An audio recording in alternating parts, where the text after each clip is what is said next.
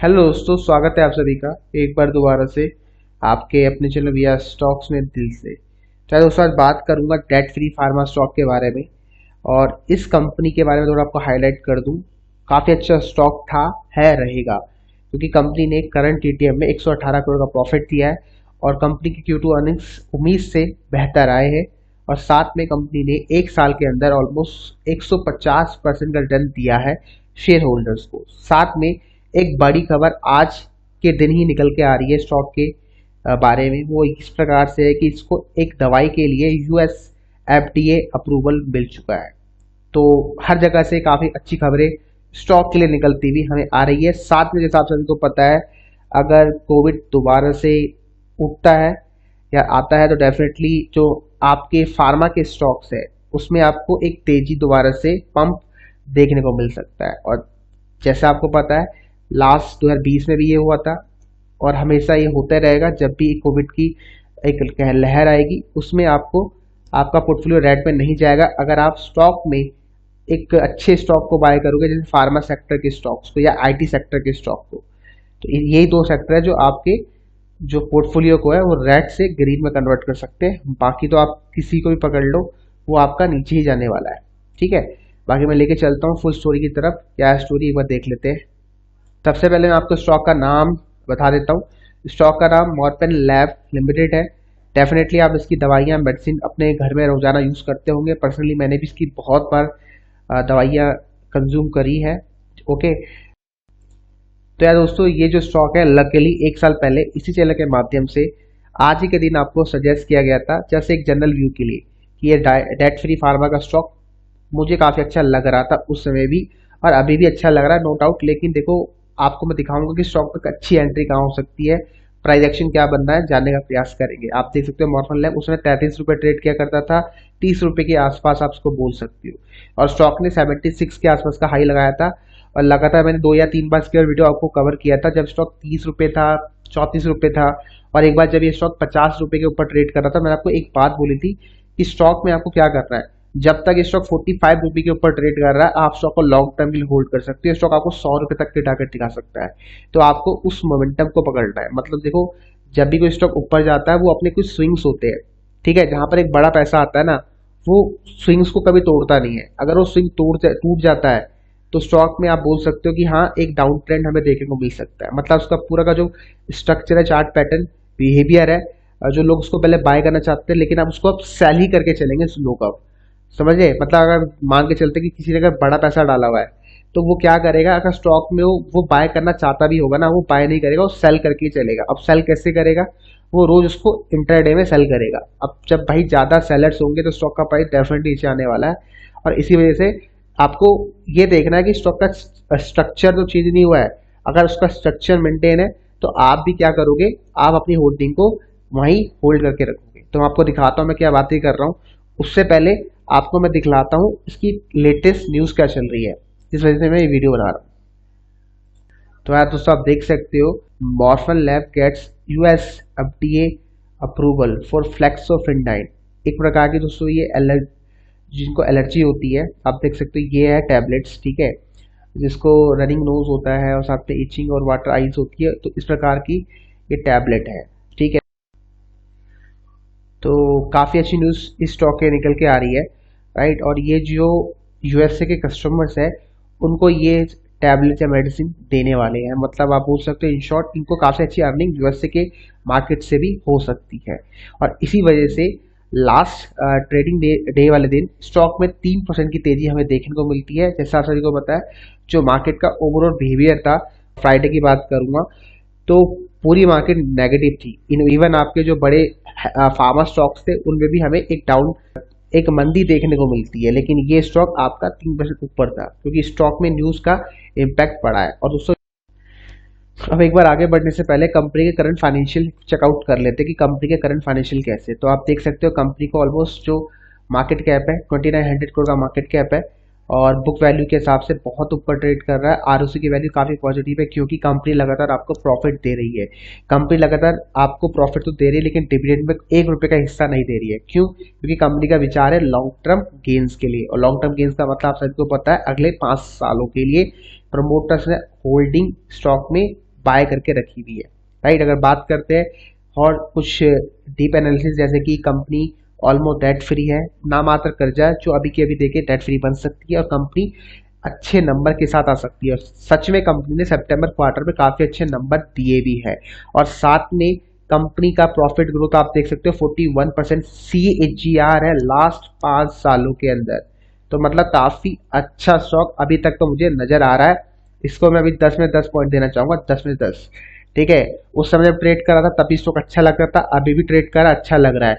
लेकिन हर जगह अगर आप स्टॉक को बाय करोगे, अगर कोई स्टॉक एक साल पहले 300 था, 1000 रुपए का हो गया, तो आपका जो स्टॉप लॉस है वो अलग रहेगा। ठीक है, प्राइस बिहेवियर अलग रहेगा, क्योंकि 300 का स्टॉक 1000 हो चुका है, प्राइस बढ़ चुका है। ठीक है, अगर पहले 300 में 2 क्वांटिटी खरीद पाते थे, मतलब 300 रुपए, अगर आप 300 रुपए में एक क्वांटिटी खरीद पाते थे, तो अब 1000 रुपए की में एक क्वांटिटी खरीद पाओगे, तो इतना प्राइस का डिफरेंस आ जाता है। तो लोग ज्यादा पैसा नहीं डालना पसंद करते हैं। तो ये सब चीजें आपको देखनी पड़ेगी। प्राइस मूवमेंट बहुत कम होती है बड़े स्टॉक्स में, छोटे स्टॉक में बहुत ज्यादा हो जाती है, क्योंकि क्वांटिटी ज्यादा आती है तो वॉल्यूम भर के आता है। इसलिए आपने देखा होगा जो पैनी स्टॉक्स होते हैं उनमें 20% 40% का रिटर्न तो मात्र एक एक महीने के अंदर मिल जाता है। और ये स्टॉक जो आपका है मॉर्फन लैब, इसने भी एक महीने के अंदर पैसा डबल किया था। मतलब जो 34 रुपए का प्राइस आपको मैंने दिखाया था ना, 34 से होते होते 50-60 रुपए जाने में इसको मात्र 1-2 महीने लगा, 1-2 महीना। ठीक है, और अगले लास्ट 6-7 महीने से स्टॉक एक ही रेंज में ट्रेड कर रहा है। वो रेंज क्या निकल के आती है? 50-70, 50-70, यही घूमने में लगा है। ठीक है, तो ये होता है प्राइस का इम्पैक्ट। ठीक है, इसलिए बोल रहा हूं कि अगर अभी जो प्राइस है 52 रुपए, उसमें 33 था, तो सोच समझ के वैसे लगा रहा है। लेकिन हाँ, वॉल्यूम स्टॉक में थोड़ा कम आपको देखने को मिलेगा, इतना मैं आपको बोल देना चाहता हूँ। अपसाइड स्टॉक में हो सकता है 33 वाला स्टॉक 100 रुपए होता, 3 गुना पैसा होता। 52 वाला अगर 100 रुपए होगा तो आपका पैसा 1x होगा, और आपका स्टॉप लॉस भी यहाँ पर थोड़ा अलग होगा। 33 में आपका स्टॉप लॉस आई थिंक 25 रुपए का स्टॉप लॉस था, और अगर बात करता हूँ 50 में स्टॉप लॉस, उसके लिए आपको इंतजार करना पड़ेगा कि स्टॉप लॉस क्या लगाना है। पहले हम बात करते हैं नंबर्स की। तो देखो नंबर्स कंपनी के ठीक ठाक आ रहे हैं, सेल्स ठीक ठाक आ रही है, 395 करोड़ की सेल्स हुई है।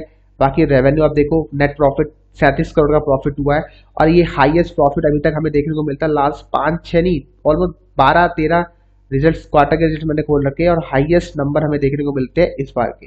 बाकी हर साल कंपनी के नंबर्स आप देखो, नेट प्रॉफिट आपके सामने लगातार जो नंबर्स है लगातार बढ़ रहे हैं, और करंट टीटीएम में कंपनी का प्रॉफिट 118 करोड़ का हुआ है। मैं आपको दिखा देता हूँ। ठीक है,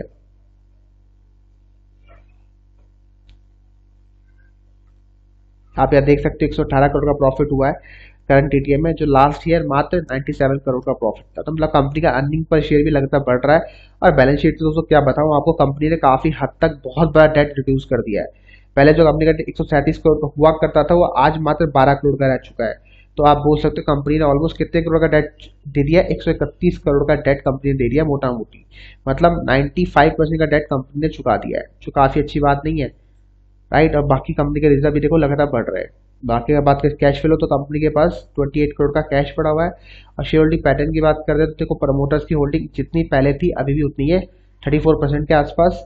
और FIIs की होल्डिंग उतनी है जितनी पहले थी, 86, मतलब 0.86 के आसपास। और जो हमारे DIs है उनकी होल्डिंग 1.26% के आसपास देखने को मिल जाती है। साथ में पब्लिक की होल्डिंग स्टॉक में 63% के आसपास है, जो काफी हाई है। एंड आप साथ में देख सकते हो कि इसमें थोड़े बहुत बड़े इंडिविजुअल का पैसा भी लगा हुआ है। ठीक है, तो मोटा मोटी आप बोल सकते हो कि स्टॉक में जो रिटेल का पैसा लगा हुआ है मोटा मोटी तौर में 45% के आसपास लगा हुआ है। और 45% थोड़ा बड़ा नंबर होता है। ठीक है, इसलिए मैंने आपको थोड़ा संकेत दिया था कि सोच समझ के पैसा डालना। ठीक है, क्योंकि देखो अगर सेफ गेम खेलना है, आपको बहुत सेफ खेलना है, तो ये जो 45% का नंबर है ना रिटेल का, काफी हाई है। ठीक है, तो यहाँ पर आपको फंसने और फंसाने वाला काम हो सकता है। तो इसलिए आपको बोलूंगा जो स्टॉक लॉस आपको बतलाऊंगा उसको अप्लाई कर लेना चार्ट में, वही आपको बचा सकता है स्टॉक में अगर कुछ मिस हैपनिंग होती है, मतलब स्टॉक नीचे गिरता है। ठीक है, वैसे नहीं गिरना चाहिए क्योंकि कंपनी के नंबर अच्छे आ रहे हैं, लेकिन देखो स्टॉक मार्केट है, सब कुछ पॉसिबल है भाई। ठीक है, तो चार्ट पैटर्न के हिसाब से देखो अभी जो स्टॉक का साइकिल है वो नीचे की तरफ है। मैंने जैसे आपको बताया ऑलमोस्ट मई के आसपास इसने हाई बनाया था, और मई से लेके आज देख सकते हो दिसंबर खत्म होने वाला है, 6-7 महीने हो चुके हैं, इसने अभी तक अपना हाई टेस्ट नहीं किया दोबारा से। तो ये हमें क्या संकेत देता है? ये हमें ये संकेत देता है कि स्टॉक ने हाई टेस्ट नहीं किया, तो इसका मतलब ये स्टॉक बहुत दिनों तक यहाँ घूम सकता है, और घूम भी रहा है। ठीक है, ऑलमोस्ट 6 महीने हो चुके हैं। अब आता है क्वेश्चन स्टॉक में क्या करें। देखो अगर आप इस हाई को इस हाई से मिलाओगे तो आपको एक ब्रेकआउट यहाँ पर देखने को मिलता है।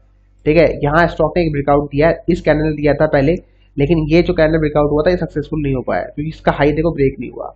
ठीक है, अब ये कैंडल है देखो, इस कैंडल ने दिया है और इसका हाई देखो ब्रेक हो गया, हरी कैंडल की बात कर रहा हूँ मैं, और साथ में आज भी दिया उसका हाई। अब देखते हैं कि कल का जो डे होगा, मतलब मंडे वाले दिन, ये जो हाई बनाया है इसने फ्राइडे वाले दिन, जो 53 रुपये 50 पैसे है, वो काफी इंपॉर्टेंट है। तो अगर आप स्टॉक को एक्यूमुलेट करना चाहते हैं, जिनको बहुत जिज्ञासा हो रही है बाय करने की मन कर रहा है, तो वो क्या करेंगे, 53 रुपये 50 पैसे के ऊपर स्टॉक को बाय करेंगे, उससे पहले बाय नहीं करेंगे। जिनको बाय करना है, जिनको थोड़ा बहुत इसमें रिस्क लेना है। बाकी अगर स्टॉप लॉस की बात करें तो ये जो स्विंग्स आपको दिख रहे हैं, लास्ट स्विंग्स, ये इसने डबल बॉटम का यहाँ पर फॉर्मेशन करते हुए ऊपर जा रहा है, देख सकते हो डबल बॉटम बनाया है, बिल्कुल सेम सपोर्ट लिया है।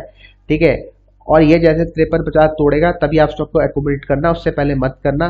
बाकी ये मात्र 6 रुपये 7 रुपये का स्टॉप लॉस लगा सकते हो। ठीक है, 6-7 रुपये का स्टॉप लॉस लगाओ और डेफिनेटली आप सपोर्ट लेकर स्टॉक दोबारा ऊपर जाएगा। जैसे मैंने आपको बताया ना, 45 रुपये का मेरा स्टॉक में लॉन्ग टर्म का स्टॉप लॉस था। देखो इस स्टॉक ने 46 रुपये का ही अपना सपोर्ट लिया है, 45 रुपये नहीं तोड़ा। ये 45 रुपये कैसे आया था वो भी मैं आपको बता देता हूँ। ठीक है, वो लॉजिक आपको बताता हूँ 45 रुपये कैसे निकला। देखो इसने यार ये हाई तोड़ा था 2018 का, जो ब्रेकआउट किया इसने, ये था वो, तो ये था वो ब्रेकआउट लेवल। और ध्यान देना, जब भी कोई स्टॉक एक ब्रेकआउट लेवल तोड़ता है और तोड़ने के बाद बहुत ऊपर जाता है, जैसे 44 रुपये से 70 रुपये तक गया था, 40-70 गया था, बड़ी बात होती है। तो ये एक प्रॉपर्टी है कि ये दोबारा टेस्ट नहीं होना चाहिए 40 रुपये का लेवल। अगर ये टेस्ट हो गया, इसके नीचे क्लोज कर दिया डेली कैंडल में, तो स्टॉक की लंका लग जाएगी। स्टॉक फिर भैया आपका बेरिश हो जाएगा और स्टॉक नीचे की तरफ आते रहेगा। तो ये प्रॉपर्टी आपको ध्यान रखनी है। अगर आप स्टॉक को बाय करना चाहते हो तो यही आप अपना स्टॉप लॉस यूज कर सकते हो, 44, below 44 is your long term stop loss और शॉर्ट टर्म स्टॉप लॉस अभी के लिए। किसमें, मॉर्फन लैब है। तो ये स्टॉक पक्का अप्लाई कर लेना अगर आपके पास ये स्टॉक है। बाकी जो स्टॉक अच्छा लग रहा है, नंबर्स मैं आपको दिखा चुका हूँ, अर्निंग्स आपको दिखा चुका हूँ, और एनएससी बीएससी में काफी अच्छी वॉल्यूम का स्टॉक ऊपर जा रहा है और साथ में न्यूज भी अच्छी आ रही है। तो